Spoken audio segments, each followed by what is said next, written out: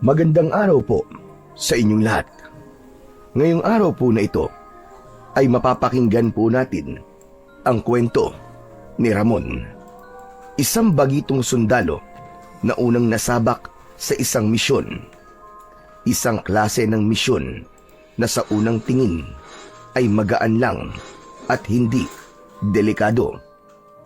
Dahil wala naman silang gagawin kundi magbantay, magronda at tiyaking ligtas ang baryo. Hindi ito ang uri ng misyon na sasabak sa mga gera, putukan at patayan. Ngunit magbabago ang lahat ng isang gabi. Biglang tinamaan ng kidlat si Ramon habang nasa gitna ng kanilang pagbabantay.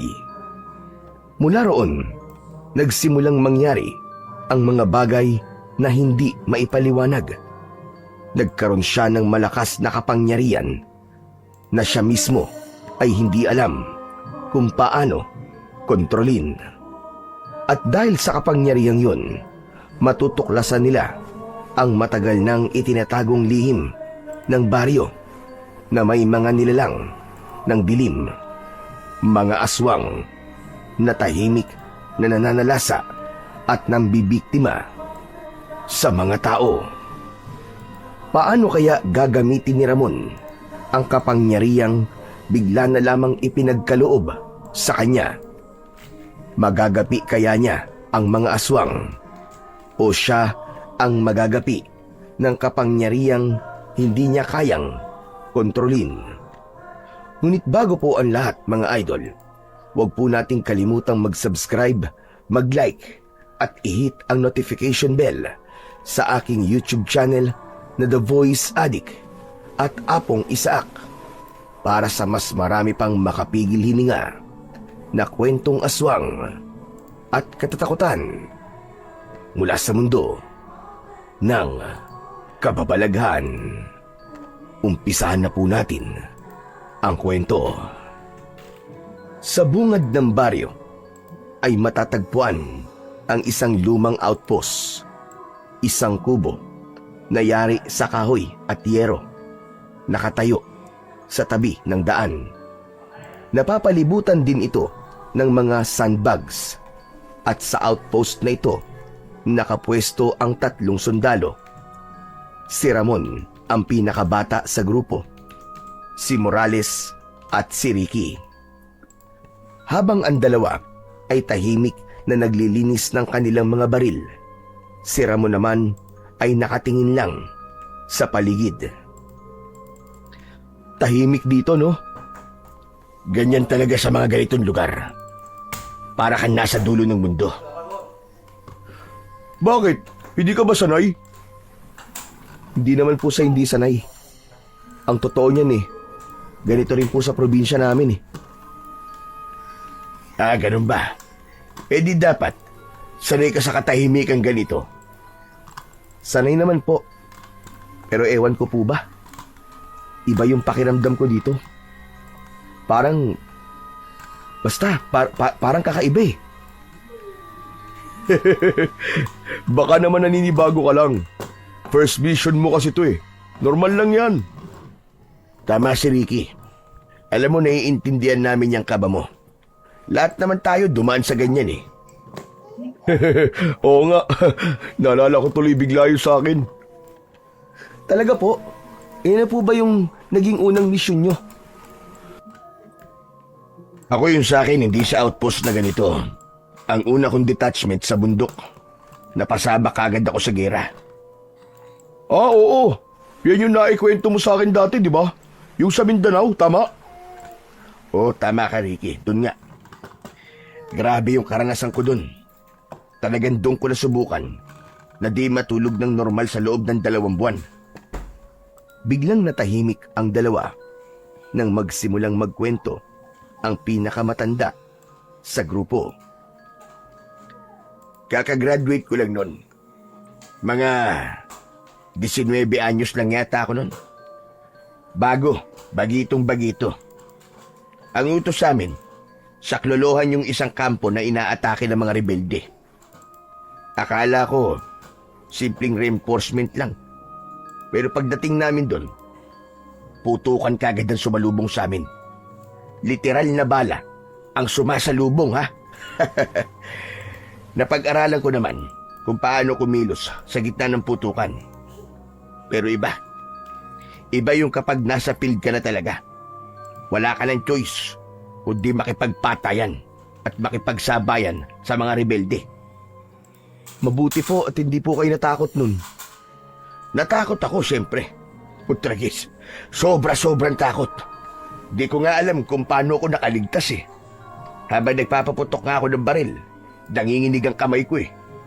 Matindi talaga ang pinagdaanan ng kasama natin na yan, Ramon. Oo nga eh. Grabe. Paano niyo po nakaya yun?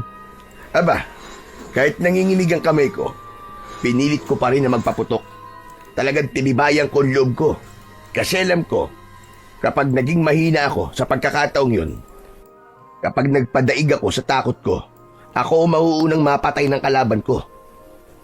Yung nasa isip ko lang nun, huwag kang mamatay. Huwag kang mamatay. Yun ang palagi ko sinasabi. Grabe, ang hirap siguro nun. Biglang lumungkot ang muka ni Morales na patitig sa kanyang mga kasama. Oo, mahirap talaga. Lalo na nung nakita kong isa-isa nang natatamaan yung mga kaibigan ko. Isa-isa silang namamatay. Yung mga kasabayan ko lang din na bagong graduate. Hanggang ngayon, parang nakikita ko pa rin yung mga mukha nila. Duguan, wala nang buhay. Minsan nga, parang naaamoy ko pa rin yung pulbura. Grabe, ang hirap kalimutan. Naiintindihan ko po kayo, sir. Masakit nga po talaga yun. Parang nakakatroma. Pero sir, hanga po ako sa inyo. Hindi lang po sa tibay ng loob nyo, kundi po sa kakayahan nyong magpatuloy pa rin sa serbisyo, maski mabigat po ang pinagdaanan nyo. Salamat, Ramon. Pero kailangan talaga natin magpatuloy. Kasi may mga taong umaasa na maprotektahan natin, di ba? Ika nga eh, to serve and protect. Sandaling natahimik si Morales. Bumuntong hininga siya. Saka muling nagsalita. Kaya lang, meron akong ipinangako sa sarili ko mula nang mangyari yun. Ano po yun, sir? Ipinangako ko sa sarili ko na hindi na ulit mauulit yun. Hanggat kaya ko, wala na ulit akong kasamang mamamatay. Biglang nagkatinginan sina Ricky at Ramon. Pareho silang natahimik. Kung may delikadong sitwasyon, mas pipilitin kong ako ang mauna. Mas mabuting ako ang tamaan ng bala kaysa makakita ulit ng kasamang nalalagutan ng hininga. Hindi na. Baka hindi ko nakayanin. Ang bigat nun, sir. Ganun talaga. Yan ang panata ko. Iligtas ang iba, kahit kapalit pa ang sarili kong buhay. Ganun din po kami sa inyo, sir. Kung sakali man na magkaroon bigla dito ng engkwentro, hindi ka din namin pababayaan. Walang mamamatay sa atin dito, sir. Teka, bakit parang ang bigat na ng pinag-uusapan natin? Bakit napunta na sa kamatayan? Oo nga, no? Bigla na lang naging madrama eh. Pasensya na. Nadala lang siguro ako sa alaala ko. Wala yun, sir. Okay lang naman po. Sa totoo lang, mabuti nga po at naikwento nyo. Ang dami ko natutunan. Oo nga. Pero tama na yung usapan ng kamatayan na yan. Kinikilabutan ako eh. Baka magdilang anghel pa kayo dyan at biglang may sumulpot na kalaban dito. Biglang naging alerto ang dalawa nang sabihin ito ni Ricky. Tinignan nila ang labas ng kubo. Biro lang. Mukhang tahimik naman tong baryo na napostehan natin eh. Wala naman siguro tayong magiging problema dito. Eh teka, ako ba hindi nyo tatanungin kung ano nangyari sa unang misyon ko? Bakit, sir? Ano po bang nangyari? Yung unang misyon ko, hindi rin biro. Sa Samar yun. Habang bumabiyahe kami, na-ambush yung sasakyan namin. Napatingin si Ramon. bagyang napatigil sa paghinga, si Morales naman ay seryosong nakikinig. Kakababa lang namin mula sa bundok. Pauwi na sana kami sa kampo para magpahinga. Natawa-tawa pa nga kami sa likod ng truck at pakanta-kanta. Tapos biglang bratatatatatatatatatat. Sunod-sunod na yung putok na narinig namin sa paligid. Talaga? Saan galing yung putok? Nakita niyo ba? Saan pa ba? E di sa mga rebelde. Talagang pinagplanuhan nila kami na tambangan. Nakatago sila sa gilid ng daan. Hindi namin sila makita kaagad kasi puro talayib at puno sa paligid eh. Pagsilip ko sa gilid ng truck, kita ko yung baril nila. Parang umaapoy sa dilim. Ilan ba kayo nun? 10 kami sa isang truck, sir. May agad na tinamaan sa amin. Si Dado. Natamaan siya sa balikat. Akala ko matitepok na siya nun eh. Pero imbis na matakot at bumigay kagad, siya pa yung unang bumaba ng truck para lumaban. Duguan na pero lumaban pa rin? Oo, habang kami nagkakagulo pa sa loob ng truck, siya nakikipagbakbaka na ng putok sa mga rebelde. Sigaw siya ng sigaw. Ang sabi niya, tumakas na daw kami. Siya na raw ang bahala. Napapikit si Ricky saglit. Muling binabalikan ang eksena. Yung putukan nun, parang walang katapusan. Yung mga bala, tumatama sa bakal ng truck, sa lupa, sa puno. Tapos si Dado, wala din tigil sa pagsagot ng putok. Grabe yun ah. Ang tapang niya. Oo nga sinabi mo pa. Habang sumisigaw siya ng tumakas na kami, bigla siyang tumakbo sa kabilang gilid ng daan para ilihis ang atensyon ng mga rebelde. Para siyang nabaliw sa tapang. Kahit kami, natulala sandali. Pero sinunod namin siya. Isa-isa kaming nagsitalunan sa sasakyan. Gumapang sa putikan habang siya yung patuloy na nakikipagpatayan sa mga rebelde. Hanggang sa muling paglingon ko, nakita ko na siyang bumagsak. Ano nangyari doon? Mabutit nakaligtas kayo. May dumating na reinforcement. Mga ilang minuto lang, tumakas yung mga rebelde. Kaso nung bumalik kami para kunin siya, wala na, huli na. Nakahiga na siya sa lupa. Hawak pa rin yung baril niya. Pero patay na siya. Grabe ang tapang niya talaga. Nakakalungkot. Pero nakakabilib talaga ang katapangan niya. Totoong bayani siya. Oo, tama ka dun. Isa nga siyang bayani. Dahil kung hindi dahil sa kanya, malamang wala na ako ngayon dito. Grabe yung mga pinagdaanan niyo sa unang misyon niyo. Ako kaya? Ano kaya ang magiging kwento ko sa unang misyon ko na to? Saglit na katahimikan ang namayani. Tinitigan ni Ricky si Ramon. Muli pa sanang magsasalita si Ricky, subalit natigilan ito nang makarinig ng mahinang kaluskos sa labas ng outpost. Sabay-sabay silang napalingon. Nakita nila na may naglalakad, bitbit ang isang gasera. Ilang sandali pa, lumitaw ang isang bata. Mga 8 o 9 na taong gulang. Payat at may suot na kupas na t-shirt at short. Magandang gabi po. Magandang gabi rin, iyo. Anong ginagawa mo rito? Gabi na. Pwede po bang dito po muna ako? Bakit? Nako, mabuti pa umuwi ka na. Baka pagalitan ka ng nanay mo. Wala naman po si nanay eh. Nasa kabilang baryo po siya. Nag-aalaga po ng may sakit. Wala po akong kasama sa bahay at hindi po ako makatulog. Kaya naisipan ko pong pumunta dito para makipagkwentuhan. Nako, hindi pwede ang bata dito eh. Bawal tumambay ang kahit na sino dito, lalo na't gabi. Baka pagalitan kami ng opisyal namin kapag may nakitang bata rito. Pero Gusto mo, ihatid na lang kita. Doon mo na lang hintayin sa bahay ang nanay mo. Tapos, bukas ng umaga, saka ka bumalik dito para makipagkwentuhan. Siguradong mas maraming sundalo makikinig sa'yo at matutuwa sila sa mga kwento mo. hindi po kasi ako makatulog eh. Sige na po. Dito na po muna ako maski sandali lang. Yung bahay namin, dyan lang naman po malapit lang. Huwag ka nang makulit, bata. Sige na po kuya. pagbigyan niyo na po ko. Dati naman po, yung mga sundalo na nauna sa inyo, pinapayagan po nila akong tumambay dito kahit anong oras eh. Buddy, pagbigyan mo na. Nagmumukha ka ng madamot. Ay nako, sige na nga. Pero sa isang kondisyon ha, sandali lang talaga. Tapos uuwi ka rin kagad. Opo, salamat po sir. Bata, sandali lang. Ano palang pangalan mo?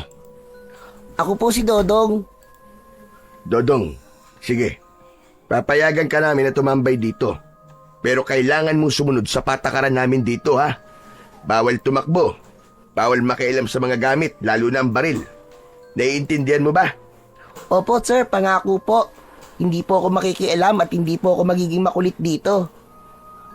Umupo si Dodong sa tabi nila habang patuloy silang nagkwekwentuhan. Kita sa mukha ng bata ang tuwa habang ang mga sundalo naman ay napapangiti sa presensya niya. Maya-maya ay bigla itong sumingit sa usapan.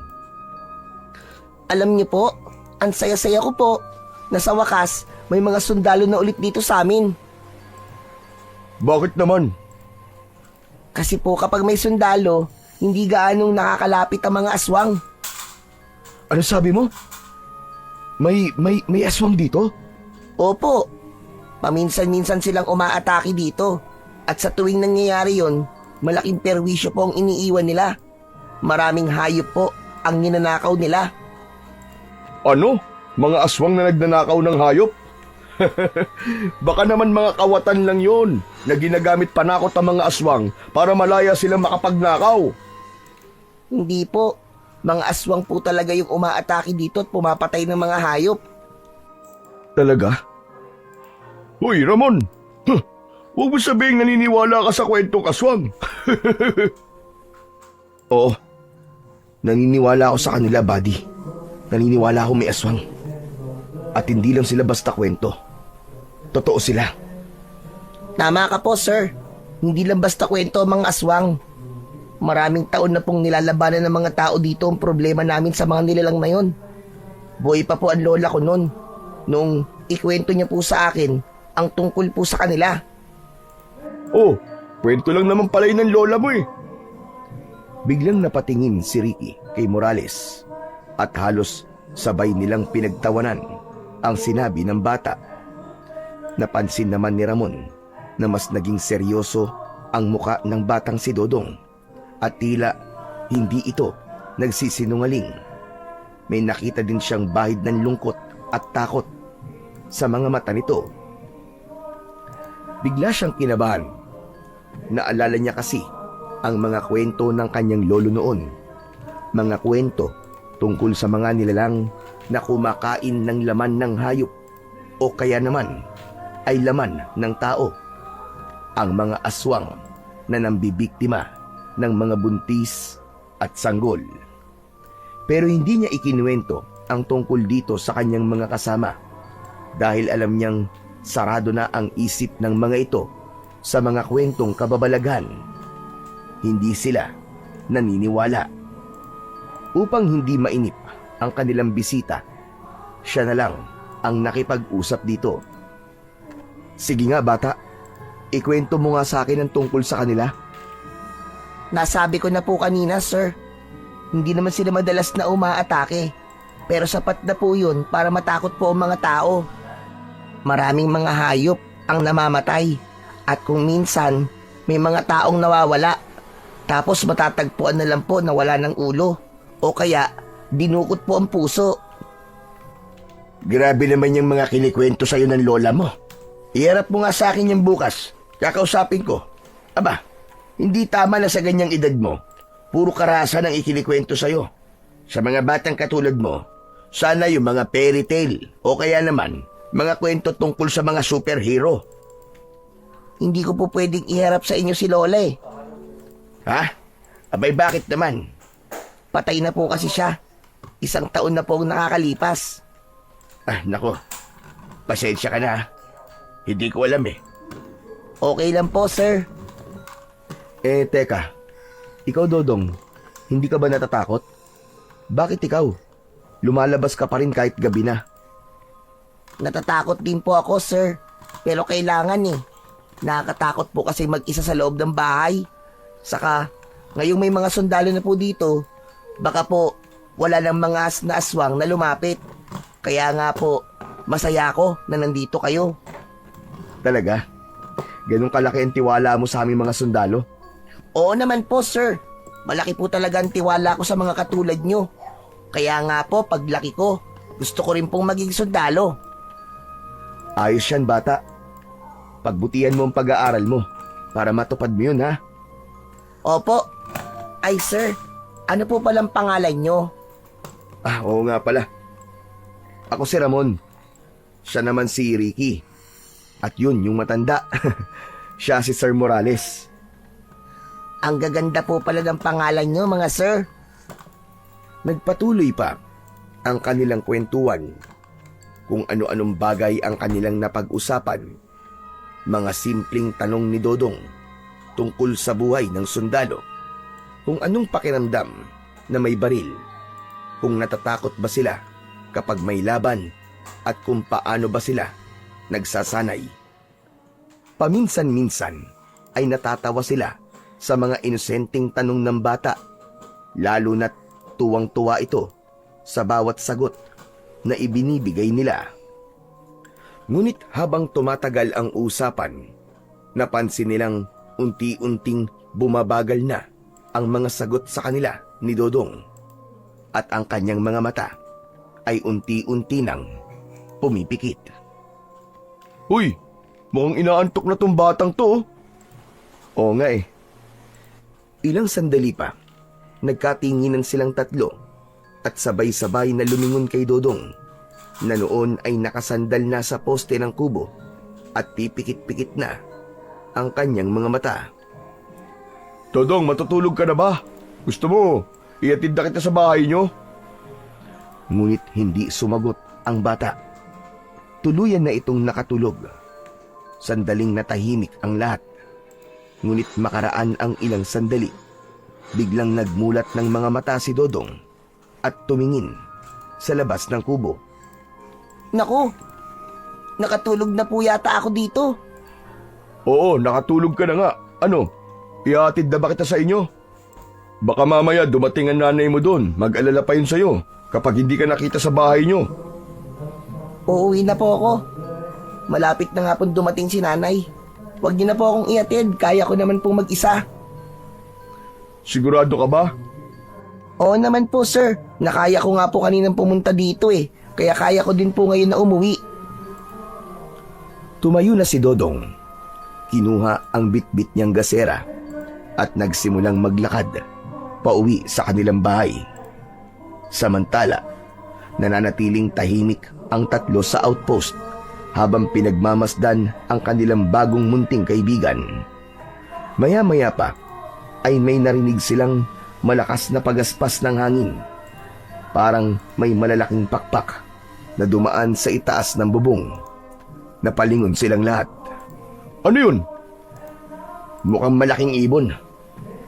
Mabilis silang lumabas sa outpost para tignan kung ano ang kanilang narinig. Hawak nila ang kani-kanilang mga flashlight at baril at maingat na nilibot ang paningin sa paligid. Ngunit wala silang nakitang anumang hayop o ibon. Napatingala ang binatang si Ramon at agad niyang napansin na may nakadapo sa isang malaking puno. Pero hindi niya ito masyadong maaninag. Ilang segundo pa ay biglang dumilim ang kalangitan. Natakpan ng ulap ang buwan. Tapos ay biglang umihip ang malamig na hangin. Aba, mukhang uulan ah. Kaya nga eh, saka biglang lumamig ang hangin. Mabuti pa tara na sa loob. Baka biglang bumuhos yan, mabasa pa tayo. Tumango si Ricky at nagsimula ng lumakad pabalik sa outpost. Ngunit napansin niyang hindi gumagalaw si Ramon.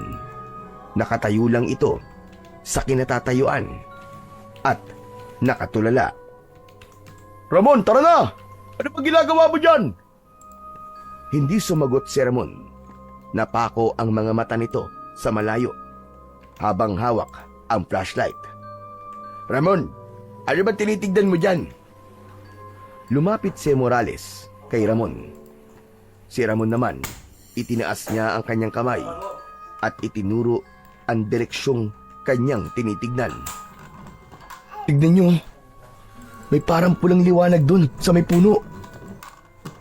Agad na tinutukan nila ng flashlight ang itinuro niya, ngunit wala naman silang nakitang kakaiba. Wala naman ah. Kung ano-anong ini-imagine mo ah. Tumalikod na si Morales at naglakad siya papunta sa loob ng kubo. Samantala si Ramon naman ay nanatili lang sa kanyang kinatatayuan. May kung anong kilabot siyang nararamdaman. Unti-unti ay tumaas ang kanyang balahibo sa batok. Sa likuran niya, narinig niyang muling sumigaw si Ricky mula sa loob ng outpost. Ramon, ano ba? Pumasok ka na rito! Halika na! Ngunit hindi pa rin siya kumilos. Napakunot ang noo ni Morales at tinutukan siya ng ilaw. Doon niya napansin ang kakaibang ayos ng buhok nito. Tila bahagyang nakatayo. Ramon! Ramon, yung buhok mo!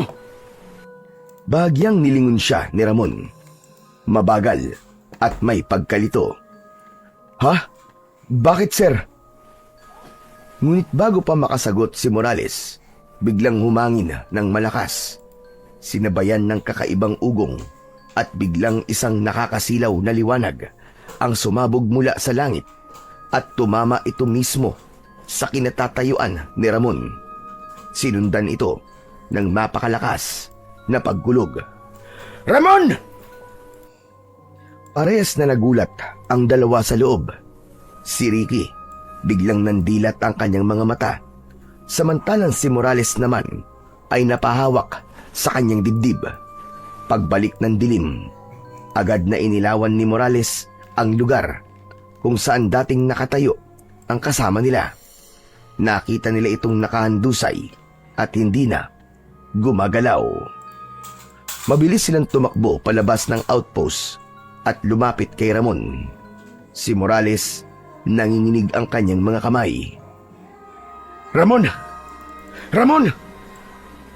Hinawakan niya ang balikat nito. Bagyang niyugyug. Umaasang kikilos ito o kahit papano ay magmumulat ng mga mata. Gising, Ramon! Ramon! Ramon! Ngunit wala pa ring tugon ang binata. Nanatiling nakahandusay ang katawan ni Ramon. Tila lantan-lanta. Kita ang manipis na usok na bagyang umaangat pa mula sa lupa kung saan siya tinamaan ng kidlat. Nanlaki ang mga mata ni Morales at bahagyang namutla ang kanyang muka. Nanginginig siya habang inilalapit ang tenga sa dibdib ng binata. Diyos ko! Ano to? Ano? Buhay pa ba siya? Hindi agad nakasagot si Morales. Sa halip ay sinubukan niyang damhin ang pulso ni Ramon gamit ang kanyang nanginginig na mga daliri. Ilang segundo ang lumipas bago siya muling nagsalita. Buhay pa siya. Meron pa siyang pulso. Pero mahina. Ipasok natin siya sa loob. Tara! Sige. Sabay silang pumwesto ni Morales sa magkabilang gilid ni Ramon. Maingat nila itong inakay at dahan-dahang naglakad palapit sa outpost. Hindi na sila nag-aksaya ng panahon. Nang makapasok na sila, mabilis nilang isinandal sa poste ang binata. Saka muling nagkatinginan. Anong gagawin natin, sir? Tatawag ba tayo sa kampo? Wala tayong signal. Ako na lang ang pupunta sa mga kasama natin. Wag mo akong iwan dito. Natatakot ako. Baka malagutan ng hininga to. Hindi ko kaya. Napatitig si Ricky sa kanya at sa tulong ng liwanag ng kanilang lampara, napansin niya na tila hinahabol nito ang kanyang paghinga. Nanginginig pa rin ang mga kamay nito habang mahigpit na nakakapit sa balikat ni Ramon. Ngunit ang mas lalong nakaantig sa kanya ay nang makita niya ang luha sa mga mata nito. Ayos ka lang ba? Medyo hindi. Sinabi ko naman sa'yo, di ba? Ayoko nang nakakakita ng namamatay na kasama ko. Hindi ko na talaga kaya. Makinig ka. Walang mamamatay ngayong gabi. Naiintindihan mo ba? Napatingin si Morales sa kanya. Nanginginig ang baba nito. Halatang nagpipigil ng kanyang mga hikbi. Tumango ito ng marahan. Huminga ka muna ng malalim.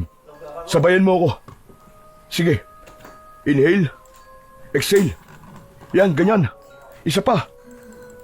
Sabay silang huminga. Dahan-dahan. At nang bagyang kumalma na ang paghinga ni Morales, marahan siyang hinawakan ni Ricky sa kamay nito. At dahan-dahang inalis mula sa balikat ni Ramon. Kaya natin to. Magtiwala ka lang. Inilabas ni Ricky ang isang maliit na bote mula sa kanyang bulsa. Isang ammonia inhalant. Binuksan niya ito at bagyang inilapit sa ilong ni Ramon. Ramon, gising na! Ramon! Ilang segundo ang lumipas.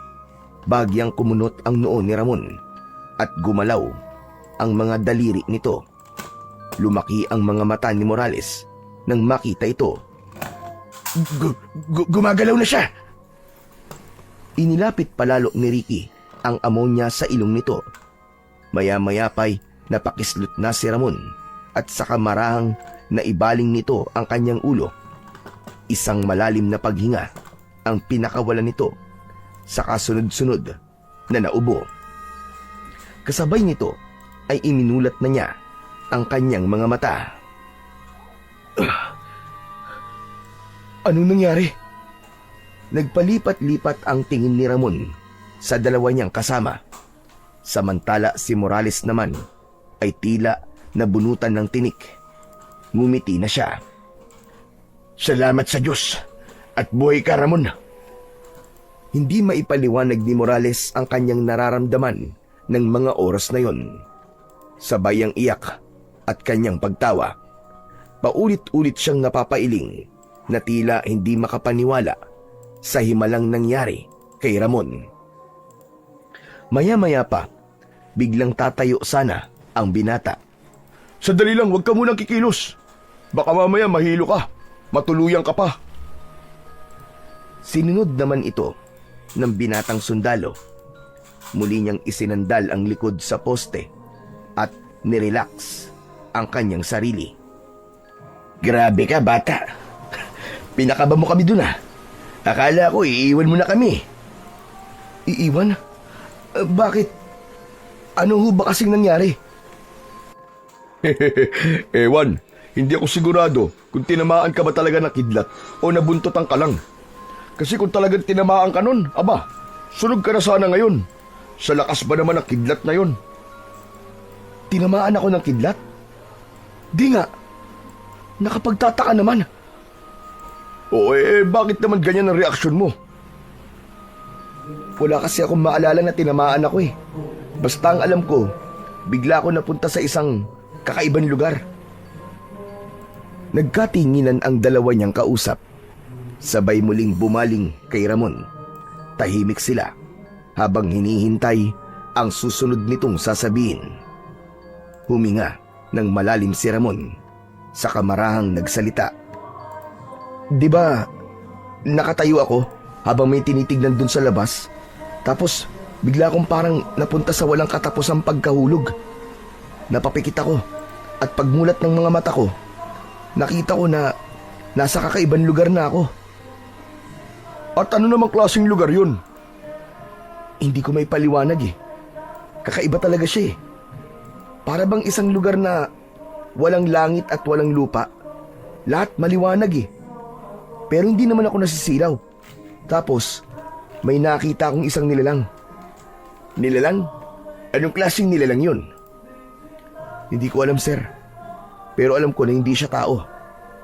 Mataas siya. Halos doble o triple ng taas ko. Ang katawan niya parang gawa sa liwanag.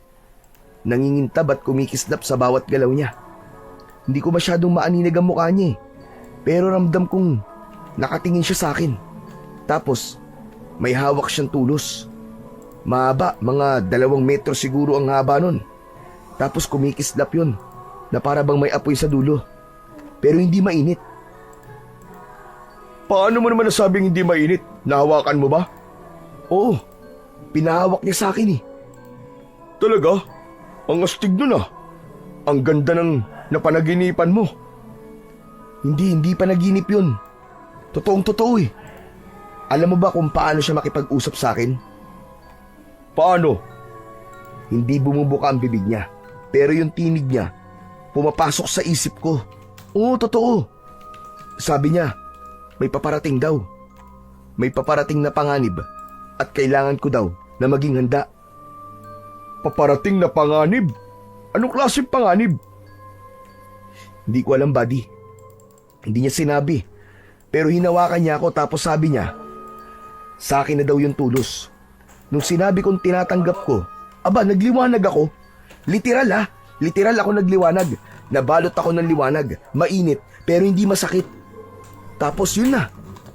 Bigla na lang dumilim ang lahat. Nang matapos magsalita, ay nagsimulang maghanap sa paligid si Ramon. Iginala niya ang kanyang mga mata at hinanap ang tulos na ipinagkaloob sa kanya. Teka, ano bang hinahanap mo? Yung tulos, hinahanap ko yung binigay niyang tulos sa akin. Sigurado kong hinawakan ko yun pero... Huwag mo nang hanapin, Ramon.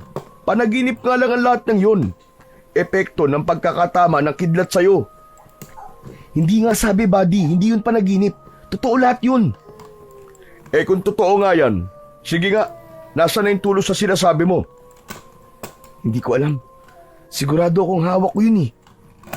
Bago dumilim, hawak-hawak ko yun. Pero bakit nawala? Hayaan mo na, Ramon. Ikaw naman, Ricky. Tama na muna yan. Ang malaga, okay na tayo. Sa bagay, sige na nga. Pasensya ka na kung ano man yung mga nasabi ko sa'yo ha. Wala yun. Pasensya na rin.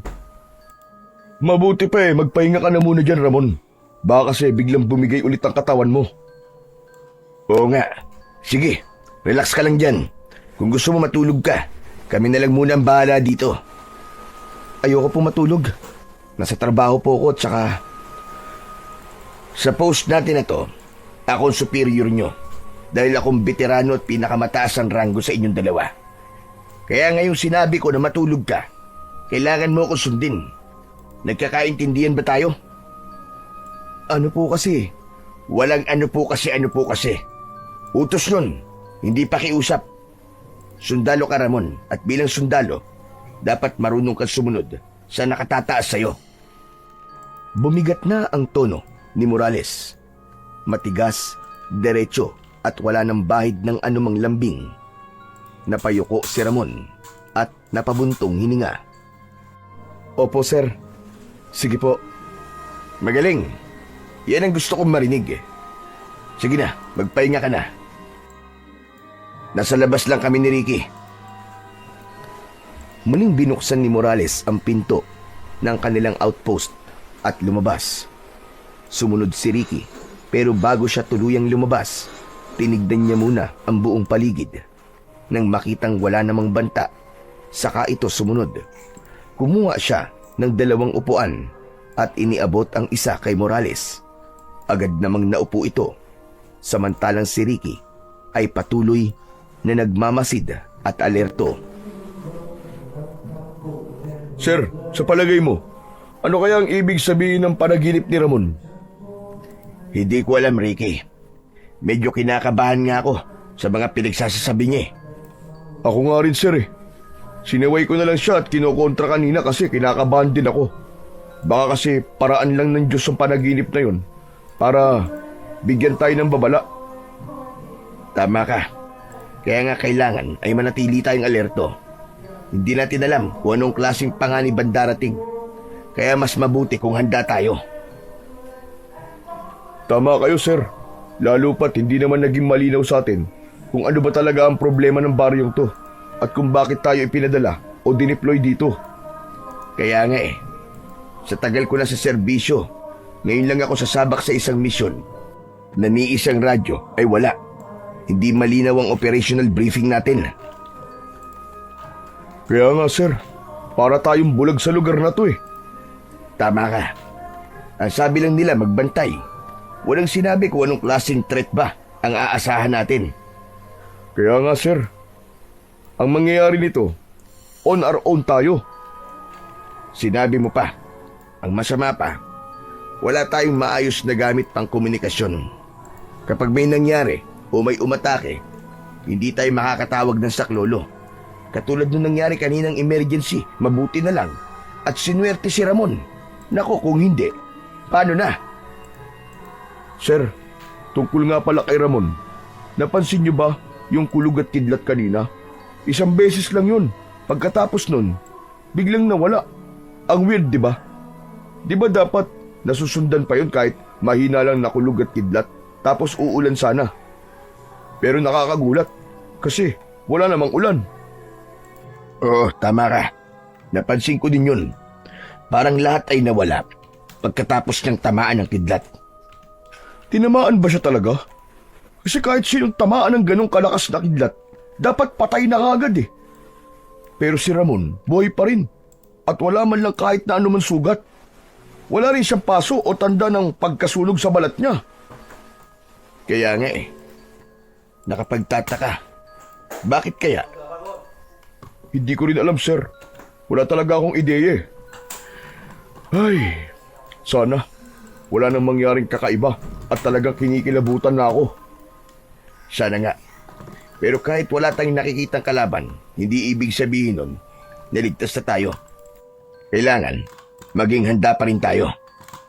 Opo, sir. Kailangan nating magbantay ngayong gabi ng maayos. Handa ba tayo, sir? Kailangan nating maging handa. Kahit anong mangyari, gagawin natin ang tungkulin natin. Kahit ano pa yung paparating na sinasabi ni Ramon. Tumango si Ricky. Muling bumalik ang katahimikan sa dalawa. Sa buong magdamag, gising silang pareho, naghihintay, nagbabantay, habang sa loob ng outpost ay payapang natutulog si Ramon. Kinabukasan, matapos ang mahabang oras ng pagbabantay, dumating na ang kapalit ng 3 sundalo. Magiliw na iniabot ni Morales ang mga logbook sa kanilang kasamaan. Ramdam na nila ang pagod, ngunit kahit papano ay gumaan ang pakiramdam nila nang makaalis na rin sila roon. Tahimik silang naglakad pabalik sa kanilang mga barracks. Pagkarating nila doon ay dumiretso na sila sa kusina. Agad na naamoy nila ang mabangong bagong lutong sinangag. Sabay-sabay silang nagsandok ng pagkain. Samantala si Ramon naman, nang matapos makakuha ng kanyang pagkain, ay nauna nang umupo sa isang sulok. Tahimik siya at nakatingin sa kawalan habang nilalasap ang bawat subo. Parang may mabigat siyang iniisip. Matapos silang kumain, ay naghiwa-hiwalay na sila. Dumiretso sina Morales at Ricky sa kanilang barracks para magpahinga, habang si Ramon naman ay nagpasya munang maligo. Pagpasok niya sa banyo, hinubad niya ang suot na pang-itaas at nagsimulang magbuhos ng tubig. Habang nagsasabon at kinukuskus ang kanyang dibdib, may nakapa siyang magaspang sa kaliwang bahagi sa tapat ng kanyang puso. Napahinto siya at bahagyang yumuko para tignan ito. Isang marka ang naroon. Hugis tulos, kamukhang kamuka ng tulos na ibinigay sa kanya ng nilalang sa kanyang panaginip. Paano nangyari to? Bakit ako nagkaroon ng ganitong marka? Nagtaka si Ramon dahil sigurado siya sa sarili niya na wala siyang anumang tato sa katawan. Ni peklat ay wala. Ngunit heto, may kakaibang marka na tila sinunog sa balat niya. Nanatili siyang nakatitig dito ng ilang segundo. Sinusubukang alalahanin kung posibleng nasugatan ba siya kagabi o ano paman. Pagkatapos ng ilang sandali, tinapos niya na ang kanyang paliligo. Nang makapagbihis na at maayos ang sarili, nagpaalam siyang pupunta sa tindahan. Lumabas siya ng kampo, naglakad hanggang sa makakita ng isang maliit na tindahan sa malapit. Kagad siyang bumili ng isang kahang sigarilyo. Tumambay muna siya doon ng ilang sandali. Nagsindi ng isa at nang maubos ang unang sigarilyo, muli siyang nagsindi ng isa pa. Para bang hindi siya mapakali. At habang abala siya sa pag-iisip, may biglang kumalabit sa kanyang likod. Nagulat siya, napalingon at nanlaki ang mga mata nang makita kung sino ang nasa likuran niya. Sir Ramon, Oh, ikaw pala, Dodong. Ginulat mo naman ako. sorry po. Hindi ko po sinadya, nagulatin po kayo. Ang lalim po yata ng iniisip nyo, sir ah. Kanina pa po ako nakatingin sa inyo eh. Tsaka parang ang lungkot-lungkot nyo po. Hindi naman, Dodong. Pagod lang ako ng konti. Lagi po ba kayong pagod sa trabaho nyo, sir? Oo, minsan. Eh kung nakakapagod po, bakit po kayo nagsundalo? Nagsundalo ako kasi gusto ko magserbisyo sa bayan. Kahit pagod, masaya ako na alam naming may natutulungan kami. Ako po kaya, sir. Matutupad ko po kaya ang pangarap ko na maging isang sundalo din? Aba, oo naman. Basta't mag-aral ka ng mabuti. Matapang ka naman eh. Kayang-kaya mo yun. Talaga po? Salamat, sir ah. Eh sir, ano po bang ginagawa niyo dito sa tindahan? Wala, naninigarilyo lang. Ikaw, gusto mo ba ng merienda? Opo, ililibre niyo po ako? Sige ba? Ano bang gusto mo? Gusto ko po ng soft drinks, saka tinapay po. O sige, humingi ka sa tindera. Sabihin mo ako magbabayad. Salamat po, sir. Habang abala si Dodong sa pagpili ng gusto niyang merienda, pinagmasdan lang siya ni Ramon. May ngiti sa labi ng sundalo. Tila ba nabawasan kahit papano ang bigat ng kanyang iniisip sa presensya ng bata.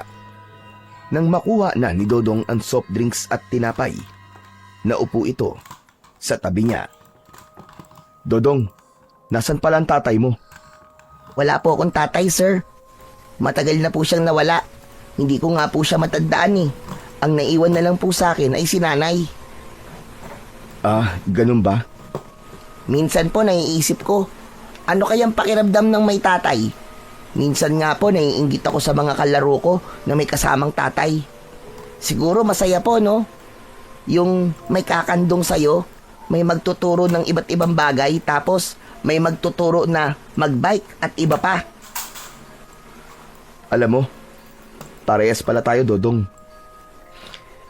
Hindi ko rin nakalakihan ng tatay ko eh. Namatay din po ba siya?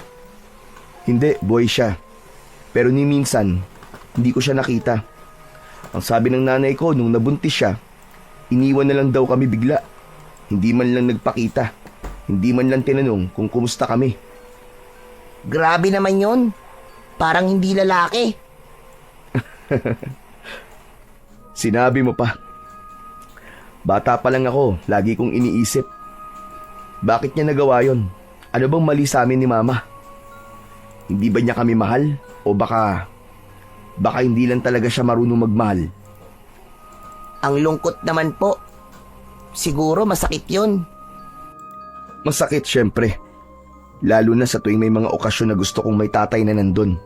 Graduation, birthday, o kahit simpleng araw lang. Yung bang parang gusto mong may babati sa'yo, yung may yayakap. Pero wala eh. Kaya natuto na lang ako na wag nang umasa. Nakakalungkot po. Ayos lang. Kasi minsan, sapat na ang pagmamahal ng isang ina para punan ang lahat ng kakulangan. Sana nga po. Sigurado yan, at habang lumalaki ka, ikaw na ang bahala sa sarili mo. Gawin mong inspirasyon yung lungkot na nararamdaman mo para balang araw, ikaw ang magiging mabuting tatay para sa mga anak mo.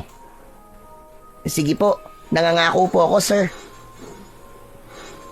Habang nag-uusap pa sila ni Dodong, biglang napatigil si Ramon. Biglang kumirot ang kanyang dibdib sa mismong bahaging may kakaibang marka na natuklasan niya kanina habang naliligo. Napangiwi siya.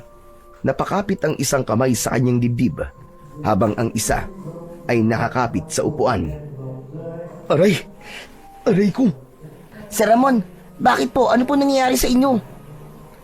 Hindi nakasagot ang sundalo. Namimilipit pa rin kasi siya sa sakit. Pumipintig ito at tila umiinit. Pakiramdam niya ay parang sinusunog ang laman sa ilalim ng kanyang balat, paakyat sa kanyang leeg. Sumisikip na rin ang kanyang paghinga. Sandali pa ay nanlabo na din ang kanyang paningin. Ang init! Ang init!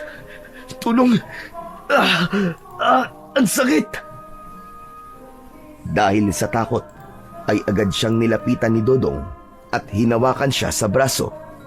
Ngunit pagdikit ng palad ng bata sa kanyang balat, bigla itong tumalsik na parabang naitulak ng isang malakas na puwersa. Bigla itong napasigaw. Nakuryente ako! Napalingon ang mga tao sa paligid nang sumigaw ang bata. Agad silang nagsilapit. Si Ramon ay napaluhod sa lupa, hingal na hingal at hawak ang kanyang dibdib. Bagyang nanlilisik ang mga mata. Bigla siyang bumagsak sa harap ng tindahan. Dalawang lalaki ang agad na lumapit at inalalayan siya. Nanginginig ang mga kamay at paa. Pawis na pawis at halatang hirap na hirap sa sakit na nararamdaman. Habang buwat-buwat siya, napapapikit siya at maririnig ang mahina niyang daing. Walang nag-aksaya ng oras. Dali-dali nila siyang dinala pabalik sa kampo. Sumabay si Dodong, takot at nag-aalala. Pagdating nila, sinalubong sila ng mga sundalo at agad siyang dinala sa barracks at inihiga sa papag upang matignan ang kalagayan niya. Ang kasama nito sa barracks na si Morales ay agad na nagising. Ano nangyari sa kanya? Agad siyang sinagot ng kasamaan at sinabi kung ano ang naipaabot sa kanyang balita. Buddy, ayos ka lang ba? Anong nararamdaman mo? Sinabi ng mga sundalo na mainit ang katawan nito. Ganun ba? Nilalagnat siya. Sige, ako nang bahala sa kanya. Agad na kumilos si Morales matapos marinig ang kalagayan ni Ramon. Kumuha siya kagad ng malinis na bimpo at binasa ito ng malamig na tubig at marahang ipinunas sa noo, sa leeg at sa dibdib ng binata. Anong nangyayari sa'yo? Bakit ka ba nagkakaganyan? Pagkaraan ng ilang sandali, tumayo si Morales at kumuha ng bote ng tubig. Maingat niya yung ipinatong sa mesa sa tabi ng papag. Sakaling magising si Ramon at mauhaw, ay may nakahanda na itong tubig na maiinom. Maya-maya pa, napansin ni Morales na unti-unting pinawisan ang binata. Bahagyang gumaan ang pakiramdam niyang nang makita niya na bumaba na rin ang init ng katawan nito. Ngunit nanatili pa rin itong walang malay. Habang nakaupo siyang nagbabantay sa tabi, tahimik siyang nanalangin na sana paggising nito ay maayos na ang kalagayan ni Ramon. Nanatiling nakabantay si Morales sa kanya. Nakatukod ang siko sa kanyang tuhod habang hawak ang kanyang noo. Hindi siya mapalagay at sa wakas, ilang minuto ang lumipas. Narinig niya ang mahinang daing mula sa higaan. Napatingin siya agad at nakita niyang dahan-dahan ng kumikilos si Ramon. Nakamulat na rin ang kanyang mga mata. Buddy, ay salamat sa Diyos at gising ka na. Ayos ka lang ba? Nakatulala si Ramon. Tinitigan nito ang kanyang kasama. Anong nangyari, sir? Bakit nandito na ako sa barracks? Hinimatay ka doon sa may tindahan at dinala ka dito ng mga tao. Bakit ka ba hinimatay? May masakit ba sa'yo? Saka ang init mo kanina. Hindi ko alam, sir. Basta na lang sumakit ang dibdib ko kanina tapos naramdaman ko yung grabing init. Para ako napapaso at nasusunog ng buhay. Ganun yung sakit, sir. Baka naman stress o pagod lang yan. Pwedeng muscle strain o baka acid reflux. Minsan, ganyan din ang nararamdaman ko kapag hindi ako kumakain sa tamang oras eh. Umiling si Ramon, mariin, habang hawak pa rin ang kanyang dibdib. Hindi, sir eh. Hindi ganun ang pakiramdam. Iba, sir. Parang may nangyayaring kakaiba sa loob ng katawan ko. Kakaiba? Aba, anong ibig mo sabihin? Ano bang pakiramdam mo talaga? May papakita ko sa'yo, sir. Tulungan niyo akong itaas ang damit ko. Tinulungan nga siya ni Morales na maitaas ang kanyang t-shirt. At sa ilalim ng kaliwang dibdib, nakita ni Morales ang isang kakaibang marka. Nabahala siya sa itsura nito, namumula at namamaga. Ano yan? Bakit ka may tato? Bawal yan ah! Hindi ko alam, sir. Wala naman to dati. Nakita ko na lang nung naligo ko kanina. Hindi kaya may kinalaman yan sa tumamang kidlat sa'yo kagabi? Tumango si Ramon, saka marahang hinaplos ang paligid ng marka. Opo. Sa palagay ko ay ganun nga. Di ba naikwento ko sa'yo yung tungkol sa mahiwagang nilalang? Ganitong ganito po yung ibinigay niyang tulos sa akin eh. Hindi kaya ito yun? Imbis na totoong bagay, ay iminerka na lang niya sa aking dibdib. Napakamot sa ulo si Morales, halatang hindi makapaniwala sa naririnig. Iyan ka na naman eh. Kung ano-ano kasing iniisip mo eh. Puro mga kwento ng kababalagan. Hindi naman kasi ako nagkikwento lang ng kung ano-ano, sir. Alam ko yun. Alam ko na may kakaibang nangyayari talaga sa katawan ko. Hindi lang to lagnat at tong nasa dibdib ko. Hindi lang to basta marka, sir. Kanina, sir, bago ako nawala ng malay, para bang may dumadaloy na kakaibang enerhiya sa katawan ko. Ganun talaga naramdaman ko, sir. Maniwala kayo. Napakunot ang noo ni Morales. Hindi man siya naniniwala sa mga kwento ng kababalagan. Ramdam niyang seryoso at takot si Ramon. Sige na nga. Kung talaga naniniwala kang may kakaibang nangyayari, gagawa natin ang paraan yan. Mamaya, hahanap ako ng paraan para malaman kung ano talaga yan. Talaga? Tutulungan mo ako, sir? Mabuti at hindi mo ako pinagtatawanan. Hindi, bakit naman kita pagtatawanan? Kitang-kita ko naman yung pag-aalala sa mukha mo. Kaya lang, kailangan lang natin tiyakin kung ano ba talaga yan. Sandaling natahimik si Ramon, saka bahagyang tumungo. Salamat, sir. Di ko alam kung anong mangyayari sa akin. Pero kailangan ko talaga ng tulong. Walang problema. Maghahanap ako ng taong makakatulong sa atin. Sino naman, sir? Hindi ko pa alam. Pero magtatanong-tanong ako dyan sa baryo kung may kilala silang albularyo na pwedeng makatulong sa atin. Albularyo? Sigurado ba kayo, sir? Oo. Mas may kakayahan siyang makita kung ano nangyayari sa katawan mo. Pero pwede din namang medisina ang aasahan natin. Ikaw, mamili ka. Kung ano po mas madaling hinga ng tulong, pwede na po yun sa akin. So okay ka na sa albularyo? Opo. Wala naman pong mawawala kung susubukan, di ba? Oo naman. Tsaka huwag ka mag-alala. Hindi kita pababayaan. Sasamahan kitang harapin yan. Salamat, sir. Salamat ho talaga. O sige na. Magpahinga ka na muna dyan. Lalabas na ako Babalik na lang ako mamaya. Tumango si Ramon at dahan-dahang ipinikit ang kanyang mga mata. Nang makita ito ni Morales, ay kinuha na niya ang kanyang sombrero at naglakad na palabas ng kanilang baraks. Pagdating niya sa unang bahay na malapit sa kampo, kumatok siya. Lumabas ang isang matandang babae na nakapalda at may hawak pang walis tingting. Magandang umaga po, Nay. May maituturo po ba kayong albularyo dito? Yung marunong po sanang manggamot ng taong may sakit. Nagkibit balikat lang ang matanda. Sabay napakunot ang noo. Maya-maya pa ay sinabi nitong wala ng albularyo sa kanila dahil matagal na itong pumanaw. Bagyang napayuko si Morales at nagpasalamat. Nagpatuloy siya sa paglalakad at tumigil sa susunod na bahay. Doon, isang lalaking nasa 50 ang edad ang kanyang napagtanungan. Abala ito sa pag-aayos ng kulungan ng manok. Magandang araw po. Pasensya na po sa abala. May tatanong lang po sana ako. May kilala po ba kayo ditong albularyo? Napalingon ang lalaki at napairap. Halatang hindi natuwa. Sinermo na nito ang sundalo at sinabing huwag maniwala sa mga faith healer o albularyo. Hindi na sumagot si Morales.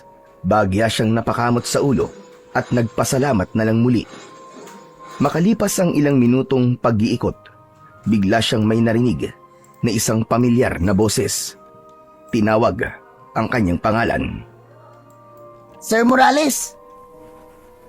Napalingon na siya nang muli siya nitong tawagin. Nakita niya si Dodong na may dalang supot. Oh, ikaw pala Dodong. Anong ginagawa mo dito? Inutusan lang po ako ni nanay na bumili po ng suka. Kayo po, saan po ba kayo galing? Naghahanap ako ng albularyo eh. Pero parang wala na yatang ganyan dito sa baryo nyo. Albularyo po? Oh, bakit ka tumatawa? May nakakatawa ba sa sinasabi ko? Opo, kasi nagpapagod lang po kayo kakaikot dito sa baryo namin. Wala po kayong mahanap na albularyo dito, sir. Matagal na pong patay eh. Pinatay po ng... basta. Wala akong ganun dito. Teka sir, bakit po ba kasi kayo naghahanap? Sino pong ipapagamot nyo? Si Ramon. Nag-aalala na kasi ako sa kanya eh. Mukhang lumalala na yung kalagayan niya. Si Kuya Ramon po? Ay sir, may naalala pala ako. Meron pala. May kilala akong isang magaling na albularyo. Pero hindi po siya dito nakatira eh. Sa kabilang baryo pa po. Talaga? Opo sir, sa kabilang barangay po. May isang matandang manggagamot doon. Ang pangalan po niya ay si Capidel. Sobrang galing daw po niya sir. Kahit anong sakit, kaya po niyang gamutin. Pati nga raw po sakit na hindi kayang gamutin ng mga doktor, kayang-kaya niyang pagalingin eh. Totoo ba yan, Dodong? Saan ko kaya siya eksaktong matatagpuan? Basta po sir, paglagpas niyo po ng baryong to, sundan niyo lang po yung diretsong daan. Kapag narating niyo na po ang kabilang baryo, magtanong na lang po kayo doon kung saan po ang bahay ni Capidel. Lahat po doon kilala siya. Madali lang po siyang makita kasi may malaking puno ng balete sa harap po ng bahay niya. Ayos. Salamat, Dodong ha. Ang laking tulong ng sinabi mo. Walang anuman po sir. Para kay Kuya Ramon, di ba? Sana po, gumaling na po siya. Napangiti si Morales at tinapik ang balikat ng bata. Oo, para kay Ramon. Gagawin namin ang lahat para gumaling siya. Pagkatapos nilang mag-usap ni Dodong, agad nang naglakad si Morales papunta sa kabilang baryo. Hindi na siya dumaan pa sa kampo. Bagkus ay binagtas niya ang makitid, maputik at baku-bakong daan. Dala niya ang pag-asa na baka makatulong ang albularyong tinutukoy ng batang si Dodong. Halos 30 minuto din siyang naglakad bago niya natanaw ang karatolang gawa sa kahoy na nagsasaad na malapit na siya sa susunod na baryo. Pagdating niya sa kabilang baryo, patuloy siyang naglakad at nagmasid sa paligid. Ilang mga bahay ang dinaanan niya. Karamihan ay mga lumang kubo at kakaunti lang ang mga taong naroon. Pinili niyang tahimik na sundan ang mga palatandaan hanggang sa matanaw na niya ang sinasabi ni Dodong. May isang puno ng balete sa harap ng isang bahay kubo. Lumapit siya sa may pinto at saka kumatok. Maya-maya pa'y bumukas ang pintuan at sumilip ang isang matandang lalaki na payat. Puti na ang buhok at may hawak na tungkod. Sino ka? Anong kailangan mo dito? Magandang araw ho. Ako si Morales. Galing po ako sa Baryo Pinili. May ilalapit ho sana ako sa inyong may sakit na kaibigan eh. Baka ho sakaling matulungan nyo. Kita sa mukha ng matanda ang biglang panlalamig ng kanyang ekspresyon nang marinig ang pangalan ng baryo. Sa baryo pinili baka mo? Abay hindi ako basta-basta nagpupunta roon. Bakit naman ho? May masamang enerhiya ang lugar na yun. Hindi ligtas para sa tulad ko. Pasensya na iyo. Hindi kita matutulungan. Sandali lang ho, Kapidel. Mahalaga sa akin ang kasama ko. Wala na po akong ibang malalapitan. Kaya nga po pilit po kitang hinanap. Pakiusap naman ho, Kapidel. Kailangan niya hong gumaling. Tahimik na tumitig ang matanda kay Morales. Ilang segundo ang lumipas, saka siya dahan-dahang napabuntong hininga. Ano ba nangyari sa kaibigan mo? Nagkaroon ho siya ng mataas na lagnat. Tapos kung ano-ano po sinasabi niya na parang wala siya sa sarili. Nagsimula kasi to nang makidlatan siya kagabi. Ano ka mo? Nakidlatan? Oo, nakapagtataka nga po yung kidlat na yun eh. Direkta siyang natamaan ng kidlat, pero hindi man lang siya nasunog. Wala siyang anumang galo sa katawan. Pero yun nga lang, nilagnat siya tapos sumasakit daw ho ang dibdib niya, lalo na yung marka na lumitaw sa dibdib niya matapos siyang makidlatan. Marka? Matapos makidlatan? Oo, Kapidel. Nagkaroon ho siya ng marka na parang tulos sa kaliwang dibdib niya. Ang sabi pa niya, napanaginipan daw niya ang isang mahiwagang nilalang na nagbigay sa kanya ng tulos. Tulos? Mahiwagan nila lang. Sigurado ka ba sa mga sinasabi mo? Nanlaki ang mga mata ni Kapidel. Nabahala sa narinig. Ilang saglit ay natahimik ang matandang albularyo. Kung ganon, kailangan ko siya makita kagad. Dalin mo ko sa binatang yon ngayon din. Nagulat si Morales sa kanyang narinig. Agad ding nakaramdam ng ginhawa. Sa wakas, may pag-asa na. Sandaling nag-ayos muna ng gamit niya ang matanda at pagkatapos nun ay sabay na silang naglakad palabas ng lumang kubo papunta sa baryo ng Pinili. Pagkalipas ng ilang sandali, tahimik nilang narating ang baraks. Dahan-dahan silang pumasok sa loob. Si Ramon ay nakahiga pa rin sa papag, nakatingala sa kisame habang hawak ang dibdib na tila sumasakit pa rin. Napalingon siya nang marinig ang pagbukas ng pinto. Ramon, may kasama akong bisita. Siya si Kapidel, ang albularyong sinabi kong hahanapin ko para sa'yo. Dahan-dahang tumayo si Ramon at umupo sa gilid ng papag. Tahimik siyang tumitig sa matandang lalaki. Nakita niya na matikas pa rin ang tindig ng matanda kahit bakas na ang katandaan sa mukha nito. Matalim din ang kanyang mga mata. Pagkalapit niya pa lang kay Ramon, agad itong napabuntong hininga. Pambihira! Pambihira ka nga iyo! Napatingin sina Morales at Ramon. Parehong naguguluhan. Po, ano pong ibig niyong sabihin, Tatang? Oo nga po, Kapidel. Ano pong ibig niyong sabihin na pambihira siya? Sasagutin ko yan. Pero, pwede ko bang makita muna ang marka sa iyong dibdib? Opo. Inalis ni Ramon ang kanyang kamiseta at pinakita ang marka sa matandang albularyo. Biglang nanlaki ang mga mata nito. May taglay kang isang makapangyarihan na lakas. Hindi pang karaniwan. Hindi ito sakit gaya ng inakala nyo. Ang marka sa dibdib mo, yan parang tulos, ay tanda ng isang kasunduan. Napakunot ang noo ni Ramon. Yumuko siya at tinitigan ang marka na namumula at bahagyang nakaumbok. Napatingin din si Fidel. Wari sinisiyasat ito gamit hindi lamang ang mga mata, kundi pati na ang kanyang pakiramdam. Sinasabi ko na nga ba? Hindi pang karaniwan ng kidlat na tumama sa'yo. Po, ano pong ibig niyo sabihin, Tatang? Mabagal na kumilos ang matanda. Lumakad ito, paikot kay Ramon. Ang karaniwang kidlat, nakakasunog ng balat, nakakawasak ng laman, at kadalasang pumapatay. Pero ikaw, ni bahid ng anumang paso ay wala. Sa halip, iniwan ito ang marka ng tulos. Isang sagisag ng kapangyarihang hindi sa mundong ito nagmula. Hindi ito sugat o paso. Isa yang tatak, isang kasunduan sa pagitan mo at ng mahiwagang nilalang. Umupo si Capidel sa isang bangko malapit sa kanila. Napabuntong hininga siya bago nagsimula ng mahabang paliwanag. Sagisag? Tatak? Teka, hindi ko po maintindihan. Makinig kang mabuti, iyo. Pakinggan mong mabuti ang sasabihin ko. Ang marka na yan ay isang sinaunang sagisag ng kapangyarihan na ipinagkakaloob lamang ng mga nilalang na nagbabantay sa balanse ng mundo. Hindi sila nakikita ng karaniwang tao.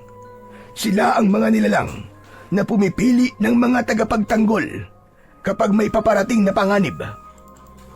Nakatutok ang tingin ni Ramon at Morales sa matanda. Tahimik na nakikinig. Kapag pumili sila ng tao, hinuhugisan nila ito ng tulos. Yan ang nakikita nyo sa dibdib mo. Isang marka ng kasunduan, isang lagusan ng lakas. Ang pagdating ng kidlat ang naging hudyat ng pagsanib ng kapangyarihang yon sa katawan mo. At dahil ang lakas na yon ay hindi mula sa mundong ito, hindi ka nasunog gaya ng karaniwang tao. Sa halip, tinanggap ng katawan mo ang enerhiya at isinama ito sa iyong pagkatao. Napatingin si Ramon sa kanyang marka. Hawak-hawak ang dibdib. Kaya po pala, parang may nagbabago po sa katawan ko. Minsan bigla po akong nilalagnat, minsan naman para akong init na hindi ko humaintindihan. Ang mga nangyayari sa iyo, iyo, at ang mga nararamdaman mo ay epekto lamang ng pagpasok ng kapangyarihan. Ang katawan ng tao ay nilalang para sa laman lamang. Kaya pansamantala kang manghihina, lalagnatin o kaya naman ay mawawalan ng malay paminsan-minsan. Dahil yan ay unti-unti nang inaangkin ng katawan mo ang ibinigay sa iyo. Napailing si Morales at hindi pa rin makapaniwala. Totoo ho ba yan? Pero bakit si Ramon ang napili? Hindi ko alam. Ang mga nilalang na yon ang makakasagot ng tanong na yan kung bakit siya ang napili. Napatigil ang matandang lalaki. Nagpalipat-lipat ang tingin sa dalawa. May kailangan pala akong ibilin sa iyo. Ang mga nilalang na yon ay hindi basta-basta nagbibigay ng kapangyarihan sa tao. Ginagawa lamang nila ito kapag may darating na matinding banta. Eksakto. Yan nga po yung mismong sinabi sa akin ng nilalang bago po ako nagising. Sabi niya sa akin sa panaginip ko na may paparating daw po na panganib at kailangan kong maging handa. Huwag kang mag-alala. Taglay mo ang isang kapangyarihang kayang lumipol ng madaming kaaway. Po, pero paano ko po gagamitin to? Kapag dumating ang oras na kailangan mo ang kapangyarihan, husa itong lalabas at gagabayan ka. Talaga po? Kung ganun, di ko na po kailangan na matuto ng mga orasyon o kung ano paman para magamit po ang kapangyarihan ko, ganun ba? Hindi na. Wala ka nang dapat na ipag-alala. Kapag kusa nang nasanay ang katawan mo sa epekto ng kapangyarihan na pumasok sa iyo, mawawala din lahat ng mga nararamdaman mong sakit. Napatingin si Ramon kay Morales. Saka sila parehas na napabuntong hininga dahil sa kaunting ginhawa na naramdaman nang malaman na magiging maayos din ang lahat. Ngunit hindi pa tapos ang matanda. Tumayo ito at itinutok ang kanyang tingin sa kanilang dalawa. Makinig kayong mabuti. Hindi ito biro. Ang babalandala ng tulos ay totoo. Hindi ko pa alam kung anong klaseng panganib ito, pero mukhang mabagsik. Kaya mula ngayon, huwag kayong magpapakasiguro. Maging mapagmatsyag kayo. Huwag basta-basta magtitiwala kahit kanino. Ang panganib ay maaaring magkubli sa inyo ng isang kaibigan o ng isang inosenteng nilalang. Hindi nyo alam kung sino o ano ang maaaring naging kasangkapan ng kadiliman. Kaya mag-iingat kayo. Pwede pa rin nila kayong malinlang. At tandaan po namin yan, Ka-Fidel. Salamat po. Sige iyo, pero panatilihin yung maging alerto palagi ha. Kailangan ay palagi kayong handa. Laging nakabantay sa bawat oras. Ang kalaban ay maaaring umatake nang hindi nyo nalalaman. Tama po kayo, Tatang. Kailangan laging handa. O siya, sige na. Magpahinga ka muna. Pabayaan mo makabawi ang katawan mo. Kapag naramdaman mo muli ang init, huwag kang matakot. Pagkatapos ay tumingin ito kay Morales. Ikaw na ang bahala sa kanya. Bantayan mo siya. Bantayan nyo ang isa't isa. Oo, Ka-Fidel. Tatandaan namin lahat ng mga sinabi nyo. At sa huling sulyap ni Ka-Fidel sa marka sa dibdib ni Ramon, marahang umiling ang matanda. Tila may mabigat na iniisip. Bago siya tumalikod, ay napahawak siya sa kanyang kaliwang dibdib kung saan nakatago ang katulad na sagisag. Si Ka-Fidel ay minsan ring napili upang magkaroon ng kapangyarihan, kaya alam niya ang tungkol sa bagay na yon. Ngunit ang impormasyong ito ay hindi niya na binanggit sa mga sundalo. Dahan-dahan na siyang lumakad palabas ng barracks, iniwan ang dalawa sa loob at hindi na nagpaalam. Kinagabihan ay naging maayos na ang pakiramdam ni Ramon, dahilan upang makasama na itong rumonda kasama ng dalawa niyang kaibigang sundalo. Madilim ang paligid. Tanging sinag lang ng buwan at ng mga flashlight nila ang pinagmumulan ng liwanag. Nakasara na rin ang mga kabahayan at maging ang mga lampara nila ay kanilang pinapatay. Tahimik silang naglalakad sa gilid ng palayan. Napakatahimik talaga ng baryo na to. Pagdating ng gabi, akala mo'y wala ng tao. Kaya nga sana ganito hanggang sa matapos ang assignment natin dito. Sana nga. Kaya lang, parang may nararamdaman akong kakaiba ngayong gabi. Yan ka na naman, buddy. Magsisimula ka na namang manligalig, ha? Sandali lang, huwag kayo maingay. Parang may naririnig ako. Natawa si Ricky sa sinabing yun ni Ramon. Nawiwirduhan na siya sa kasama niya. Lalo pa at wala naman siyang naririnig na anumang ingay.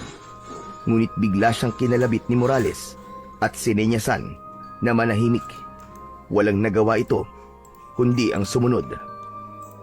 May nararamdaman ako mabigat na presensya sa paligid natin. Humakbang sila ng dahan-dahan. Naging alerto, naging mapagmasid. Hanggang sa bigla silang napatigil nang makarinig ng malakas na sigaw mula sa malayo. Isang tinig ng lalaki na parang takot na takot. Narinig niyo ba yun? Oo, tara. Tulungan natin. Napatakbo silang tatlo. Sinundan ng ingay ng mga sigaw.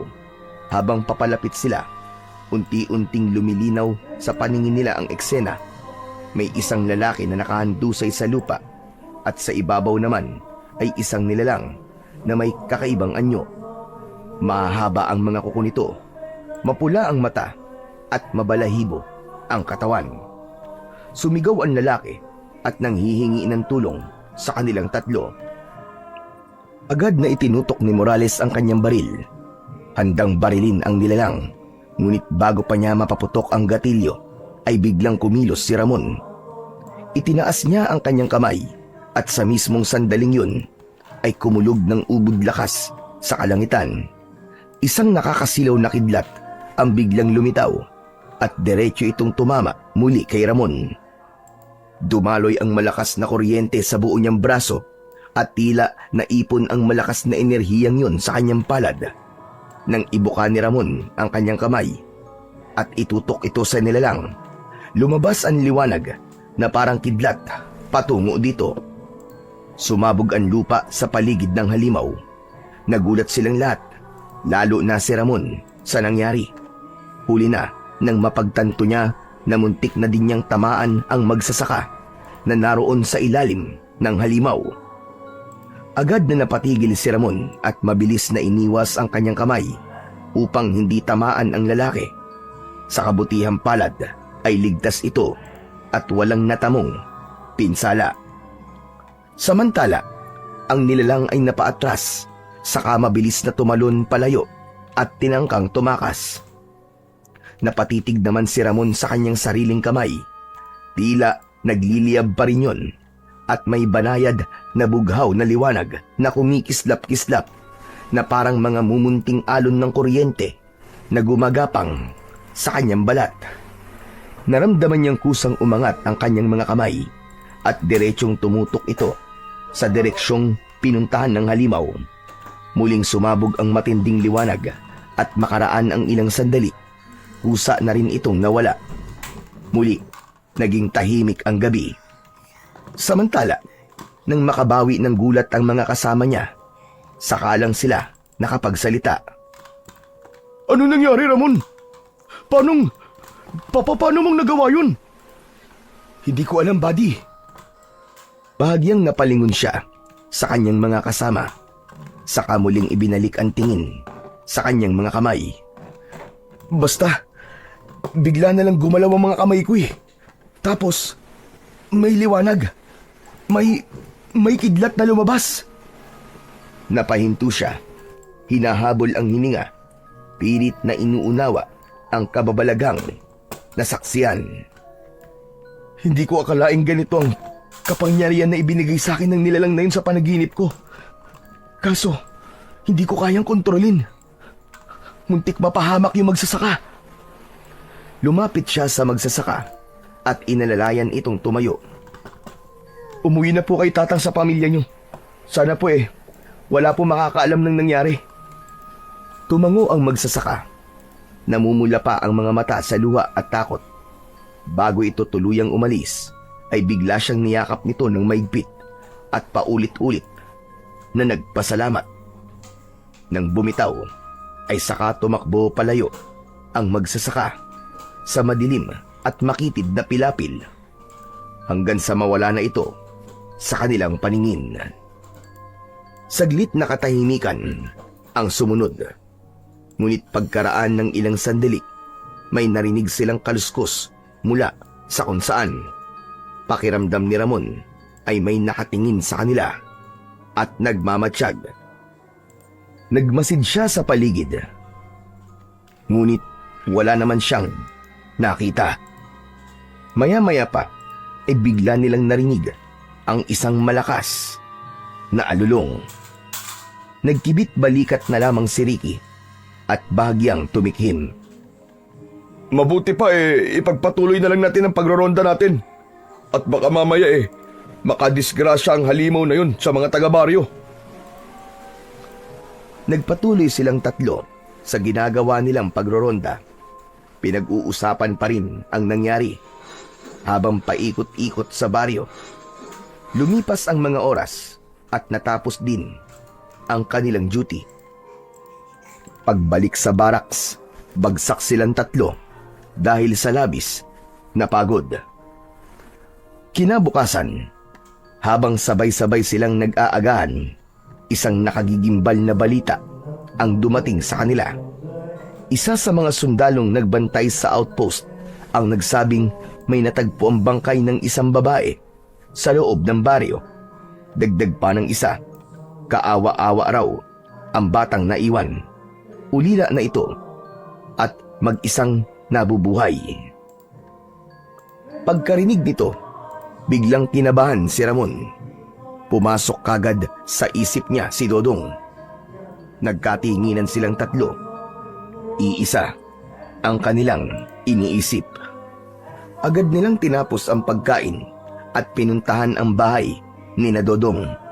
Habang papalapit sila, nakita nila ang maraming taong nagkukumpulan sa harap ng nasabing bahay. Sa mismong pintuan, naroon si Dodong, nakaupo, yakap ang kanyang mga tuhod, walang imik at umiiyak. Lumapit si Ramon at marahang nakiramay sa bata. Dodong ako to. Ano nangyari? Sir Ramon, si nanay po. Patay na po siya, sir. Pinatay po siya. Bakit? Bakit siya pinatay? Hindi ko po alam. Mabait po ang nanay ko. Wala naman siyang ginagawang masama. Pero bakit po siya pinatay, sir? Bakit? Bakit siya pinatay? Tahan na, Dodong. Ipagdarasal na lang natin ang nanay mo. Wag! Hindi kailangan ni nanay ng dasal. Hindi niya kailangan yon. Ano? Bakit naman? Dahil ang kailangan niya ay justisya. Maghihiganti ako, Sir Ramon. Maghihiganti ako. Humanda sa akin ang mga tao pumatay sa kanya. Magbabayad sila lahat. Magbabayad sila! Sadali lang. Huminahon ka muna, Dodong. Hindi ko po kaya, sir. Tulungan niyo po ako na makilala kung sino po pumatay sa kanya, sir. Para niyo na pong awa.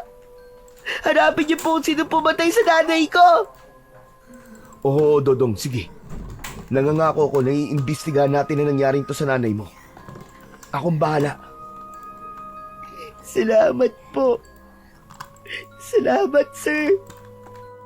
Ilang saglit pa ay tahimik na pumasok sa loob ang 3 sundalo kung saan nakahimlay ang katawan ng ina ni Dodong. Nakatakip ito ng puting kumot.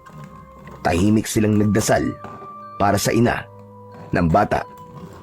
Lumabas na sila pagkatapos ng ilang minuto at si Ramon naman umupo sa tabi ni Dodong. Dodong, ano ng plano mo ngayon?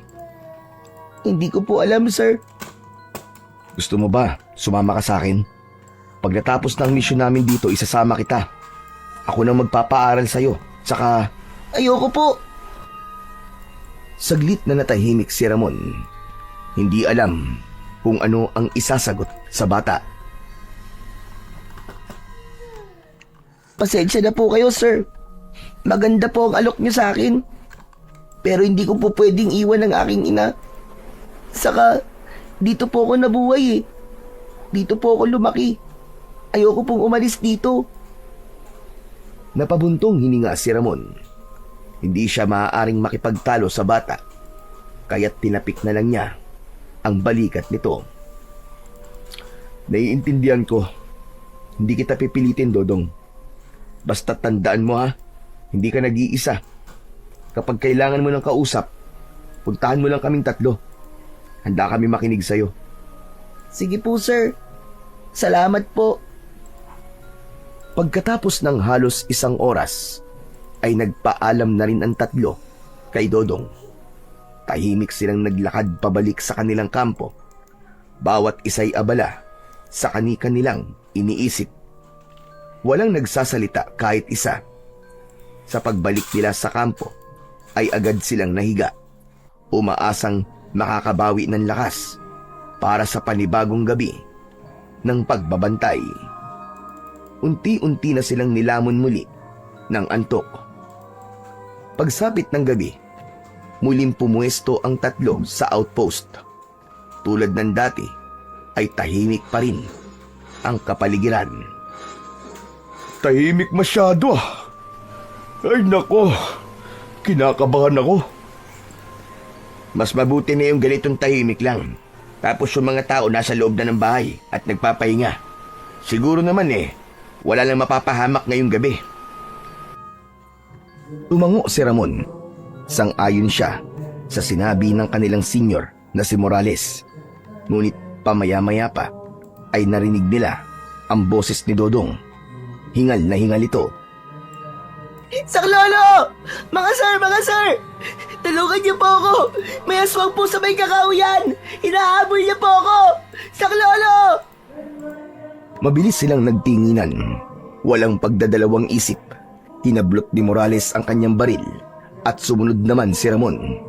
Naiwan si Ricky sa outpost bilang bantay. Mabilis nilang tinungo ang kakahuyan kasama ang batang si Dodong. Dodong, saan mo nakita ang aswang? Nasaan siya? Dahan-dahang huminto si Dodong. Tapos ay dahan-dahan ding lumingon sa kanila. Ngunit hindi na ito ang batang kilala nila. Ang mga mata nito ay naging mapupulang parang apoy. Ang balat niya ay nagsimulang kumulubot at umitim. At ang kanyang mga ngipin ay humaba na parang sa isang mabangis na hayop. Ang kanyang mga kuko ay umusli. Mahahaba din at matutulis ang kanyang mga pangil. Sa isang iglap, nagbago ang anyo ng bata. Hindi na siya si Dodong, kundi isa ng aswang. Ano? Teka, bakit naging ganyan ang itsura mo? Ayoko pong gawin to. Pero, mahal ko ang nanay ko. Bibigyan ko ng hustisya ang pagkamatay niya. Magbabayad kayo. Pinatay niyo si nanay. Ano? Hindi namin pinatay ang nanay mo. Ano sinasabi mo, Dodong? Wala kaming kinalaman doon. Pinatay mo siya. Kitang-kita ko kung paano mo siya pinatamaan ng liwanag na siyang pumatay sa kanya. Ang sama mo. Itinuring pa naman kitang kaibigan. Pero di ko alam na ikaw ang babawi sa buhay ng aking ina. Pagbabayaran mo to. Hindi kita mapapatawad. Hindi kita mapapatawad. Ibig sabihin, ang aswang na... Hindi maaari. Siya ba ang nanay mo? Oo, siya ang nanay ko. At pinatay mo siya. Sandali lang, hindi ko naman alam eh. Akala ko... Teka, nambibiktima siya ng tao. Hindi ko sinasadyang patayin siya. Sinungaling ka. Bago pa muling makasagot si Ramon, ay muling sumugod si Dodong. Mabilis, parang isang kidlat din na dumaan sa harap nila. At sa isang kisap mata, ay naramdaman ni Ramon ang malamig na hangin na dumaan sa kanyang leeg. Mabuti na lang at nakaatras siya. Muntik na siyang mahiwa sa matatalas na kuko ng batang aswang. Mas lalong nagngit-ngit ang batang aswang. Tumigil ka, Dodong! Ano ba? Hindi ko intensyon na patayin ang nanay mo. Kailangan ko lang talagang gawin yun. At gagawin ko yun sa'yo kung hindi ka titigil. Wala akong pakialam kung patayin mo ko. Sige, patayin mo ko. Mas gusto ko na ngayon para makasama ko na ang nanay ko. Hindi, Dodong. Alam ko mabait kang bata kaya itigil mo na to. Nakikiusap ako sa'yo, Dodong. Ngunit imbis na makinig, mas lalo pang tila nagalit ang bata. Muling nagbago ito ng anyo. Tinubuan ng malalaking pakpak sa likod. Tumalon ito at nagpalipat-lipat sa mga sanga. Tapos ay lumipad na parang paniki. Mabilis, halos hindi masundan ng mga mata. Si Morales ay nagpaputok na ng ilang beses, ngunit hindi niya ito tinatamaan. Grabe! Ang bilis niyang kumilos! Sandali lang po, sir. Pakiusap, huwag niyo po siyang sasaktan. Ramon, hindi pwedeng hindi tayo lumaban. Masyado siyang agresibo, matapang at handang patayin tayo. Hindi na yan tao. Aswang yan. Kailangan siyang patayin. Pero, ano ba Ramon, kung hindi tayo lalaban, tayo mamamatay dito. Kaya kumilos ka. Gamitin mo na ang kapangyarihan mo. Bilisan mo na. Sandali lang po. Kakausapin ko pa sandali si Dodong. Dodong, tama na! Hindi ito ang daan para makuha mo ang hustisyang hinahanap mo. Tama na, tumigil ka na! Ngunit bingi na si Dodong sa lahat ng paliwanag. Sa sobrang bilis nito, bigla itong sumulpot sa harap ni Ramon. Ang mga kukuin nakaamba sa kanyang dibdib. Sa paningin ni Ramon, lahat ay tila naging mabagal. Nakita na ni Ramon ang tiyak na kamatayan sa sandaling yun. Wala na siyang nagawa kundi ang mapapikit. At sa isang iglap, naramdaman niyang may tumayo sa harap niya. Pagkamulat ng kanyang mga mata, nakita niya si Morales na nakahandusay na sa harap niya. Nakabaon sa dibdib nito ang matutulis na kuko ni Dodong. Dahan-dahan yung binawi ng batang aswang. Sumirit mula roon ang mapulang dugo. Biglang napasigaw si Ramon. Sabay na paluhod sa tabi niya. Sir! Sir Morales! Sir! Biglang humagikgik ng malakas si Dodong at saka piniling tumakas. Samantala si Ricky naman ay kanina pa pala nakasunod sa kanila. Nang marinig niya ang mga putok ng baril at ang sigaw ni Ramon, ay saka niya nasundan ang eksaktong lugar kung nasaan sila. Ngunit huli na siya. Naabutan niya ng duguan ang kasama nila. Ramon, ano nangyari? Si Sir Morales! Sir Morales! Sir! Dahan-dahang iminulat ni Morales ang kanyang mga mata. Nangingitim na ang mga labi at may itim na dugo na dumadaloy sa kanyang bibig.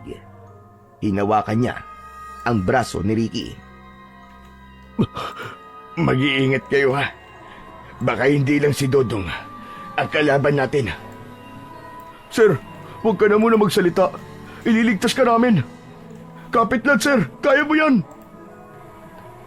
Isang marahang ngiti ang pinakawalan ni Morales. Tapos ay pinilit nitong lumingon kay Ramon. Ingatan mo ang buhay mo. Mangako ka. Ingatan mo ang buhay mo, Ramon. Alang-alang sa akin. Sir, wag. Sir, wag mo kaming iiwan. Sir, parang awa mo na, sir. Ngunit wala na. Patay na si Morales. Yumuko si Ramon. Mariing ipinikit ang kanyang mga mata. Ang mga kamay niya ay nanginginig habang yakap ang wala ng buhay na katawan ng kanilang kasama. Napakagat siya ng labi. Pinipigilan ang sarili na mapaiyak. Pareho sila ni Ricky. Ngunit nang magkatinginan silang dalawa, doon na sila hindi nakapagpigil. Napahagulgol silang dalawa. Ano nangyari, Ramon? Sabihin mo ano nangyari, bakit ganito? Bakit? Hinarang niya yung katawan niya para mailigtas ako kanina. Kaya siya yung tinamaan ng kuko ng batang aswang na yun. Iniligtas ako ni Sir Morales. At hinayaan mo namang mangyari yun sa kanya. Hindi ba may kapangyarihan ka? Bakit hindi mo ginamit? Ano bang iniisip mo? Buddy, masyadong mabilis ang mga nangyari. Hindi ko naman alam na aabot sa ganito eh.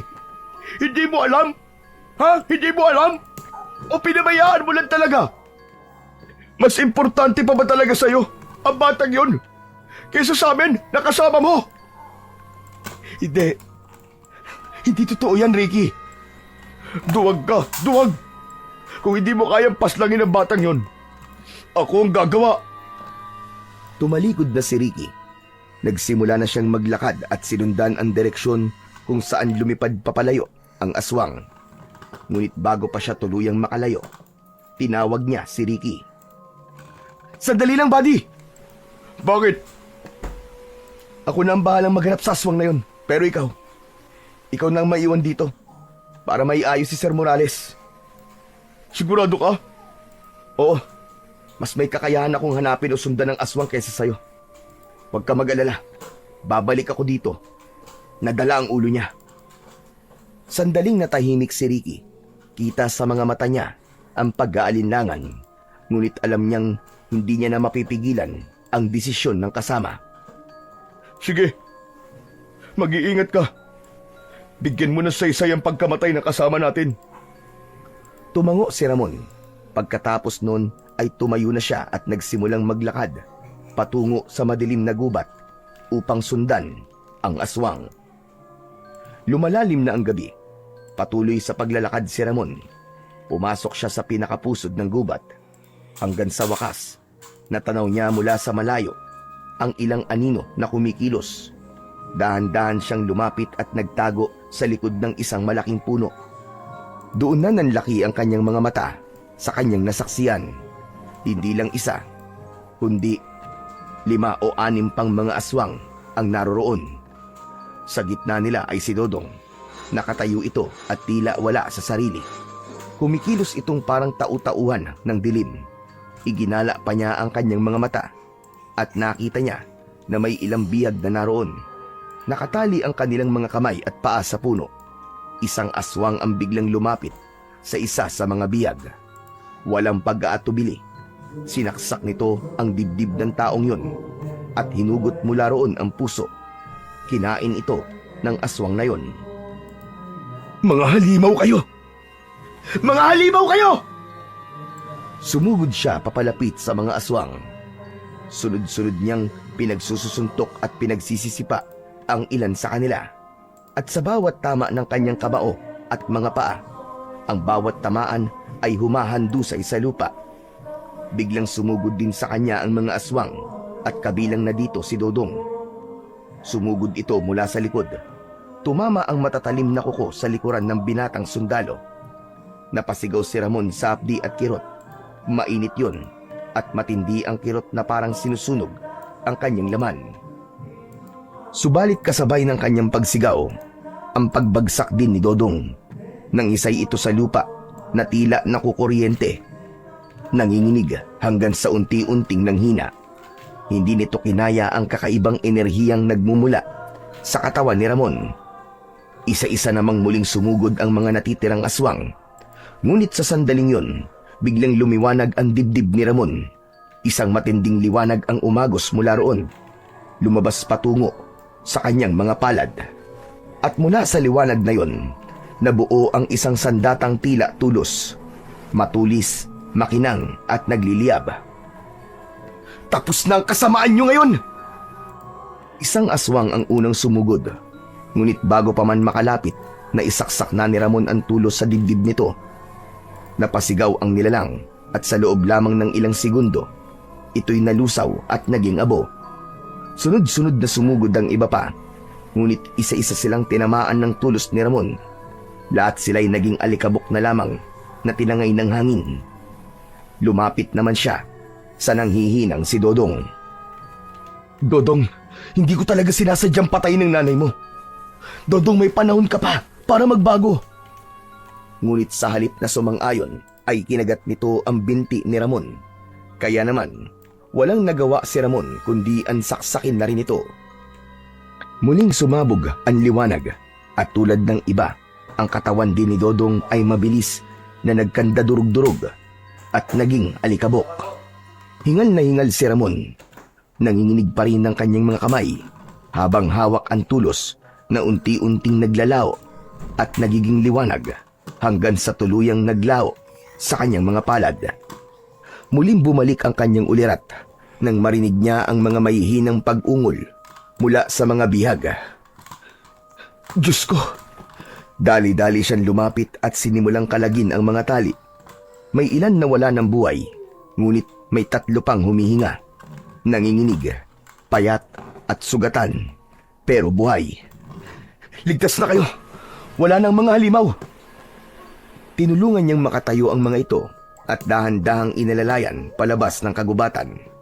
Pagdating nila sa baryo, sinalubong sila ng mga taga-baryo at ng mga kasama nilang mga sundalo. Mabilis na kumalat ang balita tungkol sa pagkamatay ng sundalong si Morales at ang balitang hinabol ni Ramon ang mga aswang. Kaya naman ang mga tao nag-abang ng naging resulta nun. At nang makita nilang buhay si Ramon at may ilan pang nailigtas na mga individual, nagpalakpakan sila. Ramon, buddy! Salamat at buhay ka! Masaya akong nakabalik ka! Salamat din, buddy. Wala nang mga halimaw. Napatay ko na silang lahat. Mas lalong natuwa ang mga tao sa kanilang mga narinig. Matagal nang nananalasa ng palihim ang mga aswang sa kanilang baryo. Bihira man umatake ang mga ito, sapat na ang takot na dulot nila upang mamuhay ang mga tao sa takot sa loob ng maraming taon. Ngayon sa wakas, tila naalis ang mabigat na aninong bumabalot sa kanilang lugar. May ilan pa ring hindi makapaniwala, ngunit nang makita nila ang mga nailigtas na biyag na unti-unti nang nakakabangon, napaluha ang marami sa tuwa. Nagpasalamat ang mga residente sa kanya at sa mga kasama nitong mga sundalo. Kinabukasan ay maagang nagtipon ang mga sundalo sa harap ng kampo.